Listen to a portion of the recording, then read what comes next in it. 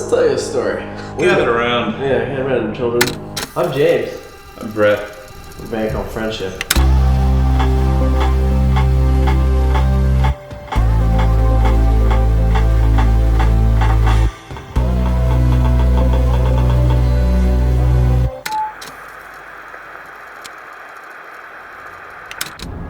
It's crazy to me that we met in one of the biggest cities in the world. I grew up in Spokane, Washington. James grew up just outside of Denver, Colorado. And we both moved to Los Angeles to pursue music.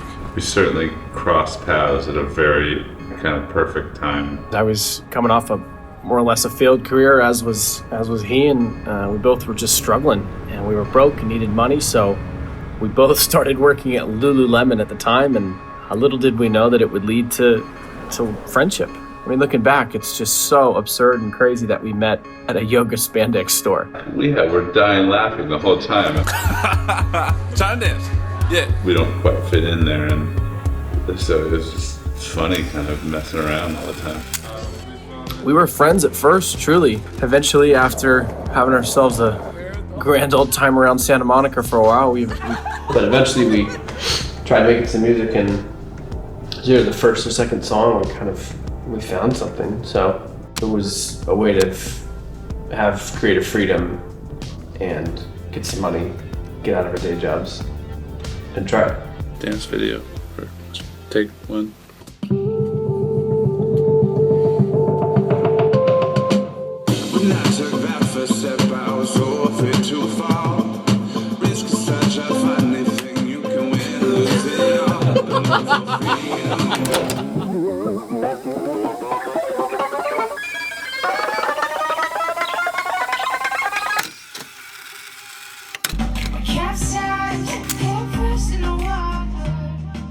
So the song was co-written with Emily Warren. She was still in college at the time, and then we had scheduled a trip to New York to do some writing, and we all kind of just hit it off pretty fast. We all became kind of best friends.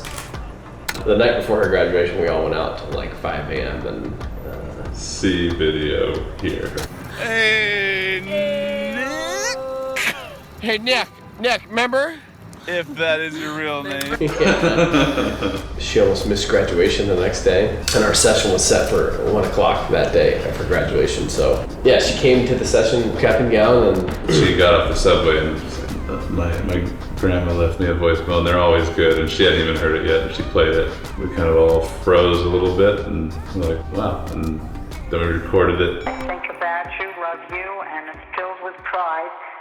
that really spurred the whole thing off. We all listened to that and felt really touched, and It was maybe, it went quickly that day, and then we made it really hard, and we kind of reworked it, tried a bunch of different unnecessary routes.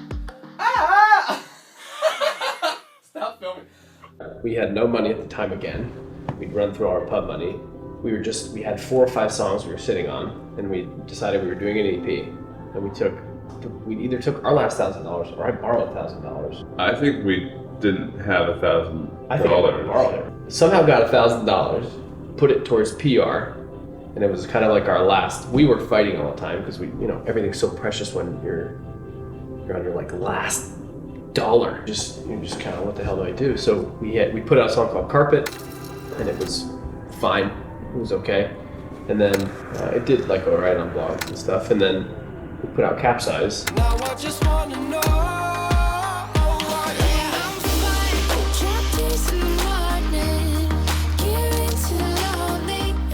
We were in Santa Barbara doing a little hotel gig. He comes running out of the room. We made new music Friday. And at the time, it was like huge for us. And it was Spotify was just starting to become a really big beast. And We woke up to an email that said, hey, I'm Mike.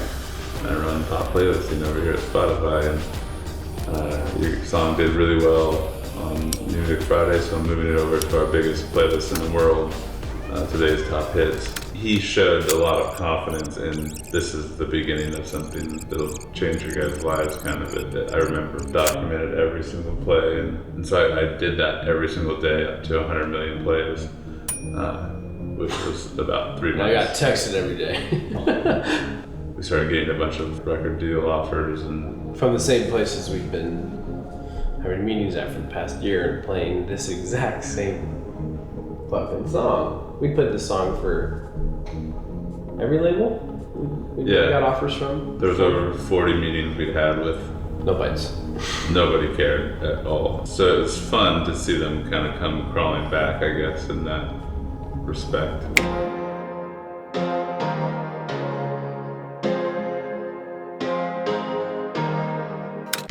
The huge driver after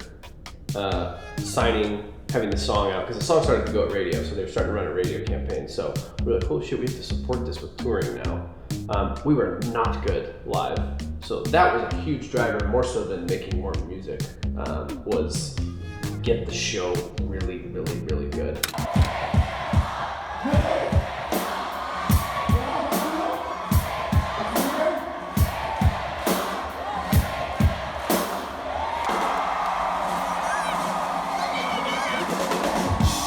Probably nothing more validating to know that the thing you've been working on hardest for, or the thing you've been working on that's really, you've struggled with your entire life to make money from and stuff, is working. So it validates everything you've thought about your artistry, and you're like, no, we're good. We actually make good stuff, and people actually like it. And there's no greater feeling than that, truly. That's such a drastic 180. Emotionally. Totally. All of it, yeah. Yeah, and because we were at the point of let's put these songs out and quit. This is crazy.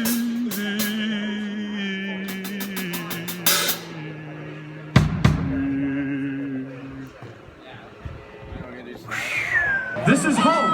I'm back home finally.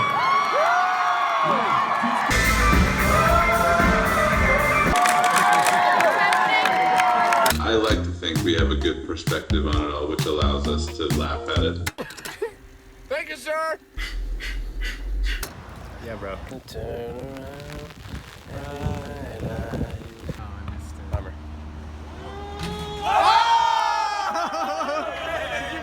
We definitely feed off each other, and look, we drive each other crazy probably at times, and no, we do. And I mean, I think ultimately it's nice to have a mind that's borderline thinking the exact opposite in the moment you're thinking something. I think it does help the fact that there are two of us, and we do tend to be quite opposite, and that kind of works the same way on the road when we're touring. Is he Jim or is he James? What is he?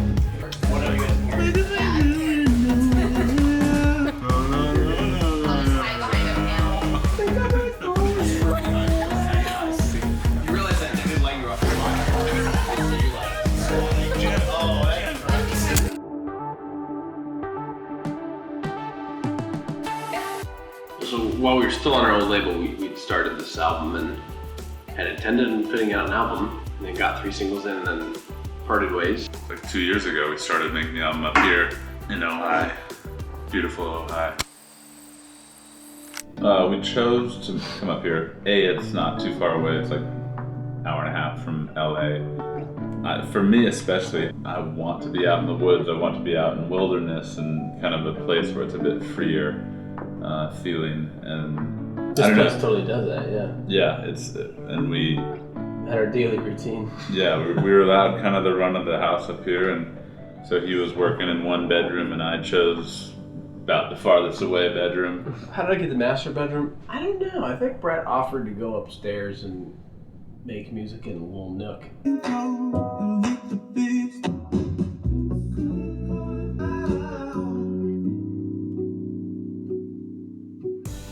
We just kind of each were doing about a song a day.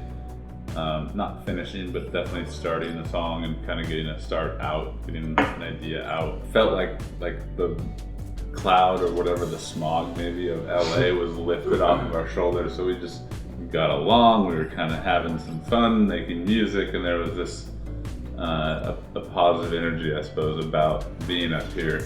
I don't know. It kind of felt like a second home here to us, I think, during that period. And ideas were flowing. Could you love me like you used to?